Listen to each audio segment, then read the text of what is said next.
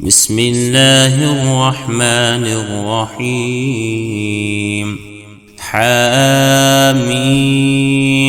تنزيل الكتاب من الله العزيز الحكيم.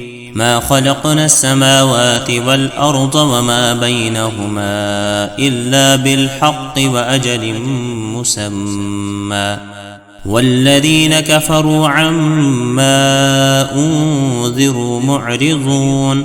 قل أرأيتم ما تدعون من دون الله أروني ماذا خلقوا من الأرض أم لهم شرك في السماوات، ائتوني بكتاب من قبل هذا أو أثارة من علم إن كنتم صادقين.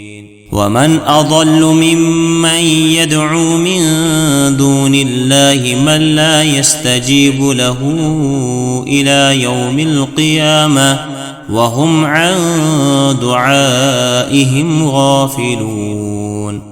وإذا حشر الناس كانوا لهم أعداء وكانوا بعبادتهم كافرين. وإذا تتلى عليهم آياتنا بينات قال الذين كفروا للحق لما جاءهم هذا سحر مبين.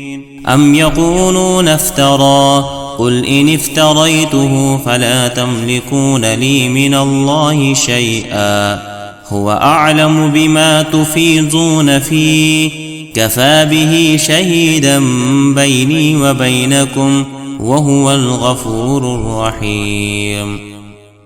قل ما كنت بدعا من الرسل وما أدري ما يفعل بي ولا بكم، إن أتبع إلا ما يوحى إلي وما أنا إلا نذير مبين.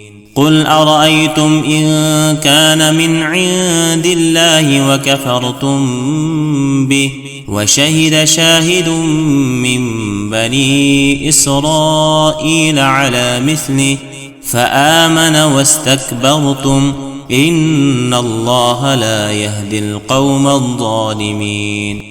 وقال الذين كفروا للذين آمنوا لو كان خيرا ما سبقونا إليه، وإذ لم يهتدوا به فسيقولون هذا إفك قديم. ومن قبله كتاب موسى إماما ورحمة، وهذا كتاب مصدق لسانا عربيا لينذر الذين ظلموا وبشرى للمحسنين.